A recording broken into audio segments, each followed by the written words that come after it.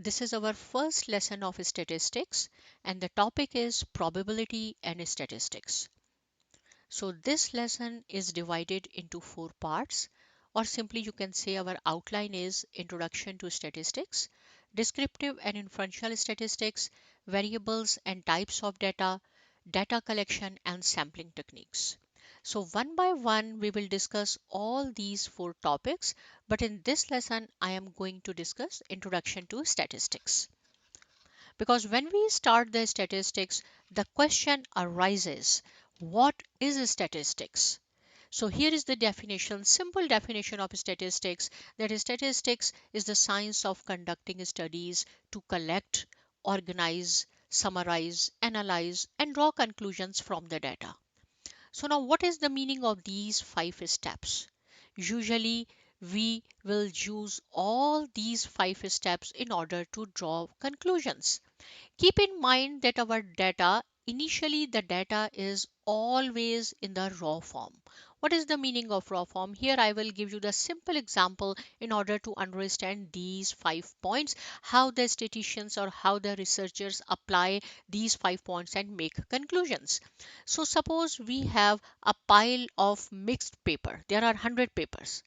Some papers where the students have solved math questions. In some papers there are physics, numericals or chemistry and so on. If I will ask you that how many papers are there in which students have done their math question, these are 100 papers and these are mixed. So what you have to do first, this is the collection of data. We collect all 100 papers and then we are going to organize, right? So what you will do, you will make three piles. This is math, this is physics, and this is chemistry. So we will pick one by one all these papers. Okay, first is math, I will put here. Second is suppose physics, put it here. Third one is again math, and fourth one is again math, and so on. Right? At the end, we will count. Here I see that there are 20 papers where students have solved math question. There are 60 papers belongs to physics and whatever is remaining 20 belongs to chemistry. So at the end, right, here we have summarized our data, analyze, and I can say to my audience that there are 20 papers out of these 100 where students have solved math question. This is the simple example, right? So you have to memorize this definition.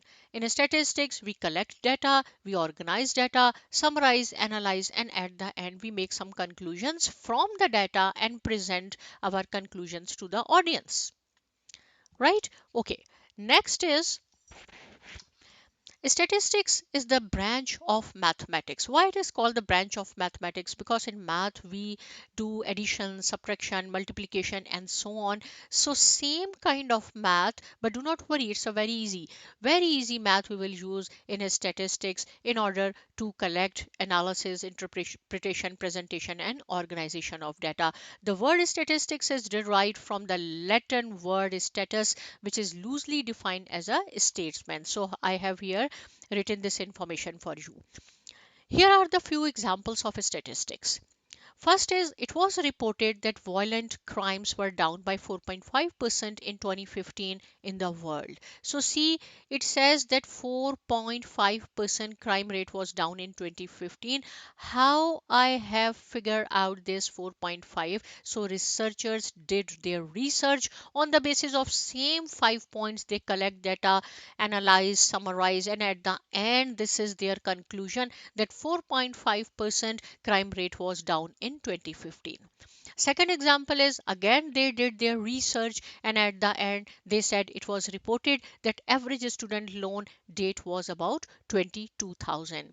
Third example is the college stress and mental illness pool reported 85% of the college and university students reported feeling stressed daily. Again this figure 85%, they did their research, they spent time in collection, organization, summarization, and at the end they say 85%. 75% reported stress from the schoolwork, 64% experienced stress from the grade. So how they did this organization, summarization and conclusion, we will learn in our discourse. Now question arises, why we should study statistics? So statistics is the science and also the art of learning from data. See, in statistics, we learn from data, and keep in mind again that data always is in the form of a raw data, and we learn from data. And statistics is one of the most important subject nowadays. Even in our daily life we use statistics. For data sciences we use statistics. Even in medicine and genetics we use statistics. And here I have written the same definition but in different ways. As the discipline, it is concerned with the collection, analysis, interpretation of data, as well as effective communication and presentation of results relying on the data, right? So simply you can say that statistics is one of the most important subject nowadays in every field of life. So there are few terms which we will use in this lesson. As we move ahead, each and every lesson we will learn few new terms, but these are one of the most important terms which we will use throughout this course. So here I'm going to explain you. First is variable. See, the name indicates variable is the characteristic or attribute that can assume different values. First of all, I will give you the simple example. In math, we say, suppose when we solve the question, the value of x is equal to 4. So x is the variable. Next question we will solve and we say x is equal to negative 6. So variable, these values are changes, right? But in statistics we say time also changes. Time is the variable, mass is the variable, length is the variable. If I will say time is equal to 2 p.m., right? So this is the variable, and the value assigned to this variable is 2 p.m. Here is 4, here is negative 6. This is called the data. How simple is it, right? The values that a variable can assume are called the data. So this is our data. Now, population and sample, one of the most important terms of the statistics. Population consists of all subjects, human or otherwise. Now, what is the meaning of this? Suppose here I will give you one more example. In our university or college, we have 2000 students, and I want to do some survey. If I will distribute all my questionnaire to all 2000 students and I will ask them, please do this survey, this is called the population, because I am considering each and every student, 2000 student. If I will consider everyone, that is called the population. And keep in mind, population is, to make some conclusion on the basis of population, is time consuming and expensive. But if out of these 2000 I will pick only 200 students and I will say please do this survey, so this is called the sample.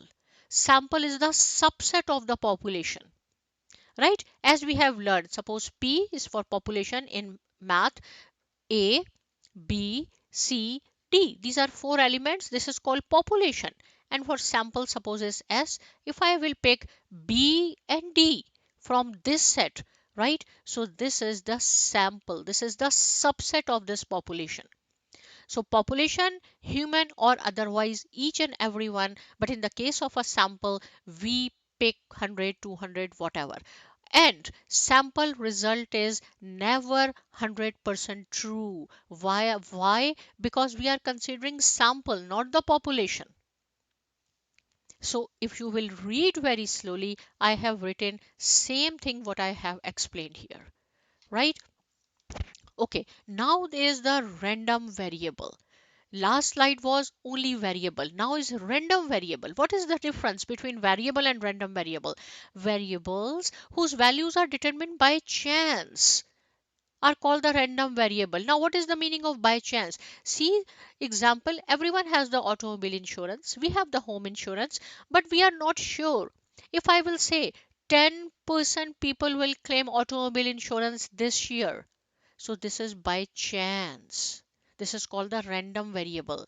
If 5% will claim, this is by chance. We do not know exactly, right? And here I have written the example of a population. Census is a very nice example of the population, because when the countries do their census after 10 years, they count each and every person, So this is the example of a population. Sample is the subset of the population and it may be biased, but it is biased because suppose same example, if I have suppose 1000 students and I will consider each and everyone, this is called population for survey, but out of this if I will pick only 100 students and I say okay do this survey, so this may be biased because maybe I will pick 100 students of my own choice, right? So sample result is not 100% true, but population result is true because we count each and every object or person. So please go through it, learn this lesson. See you in the next lesson. Thank you.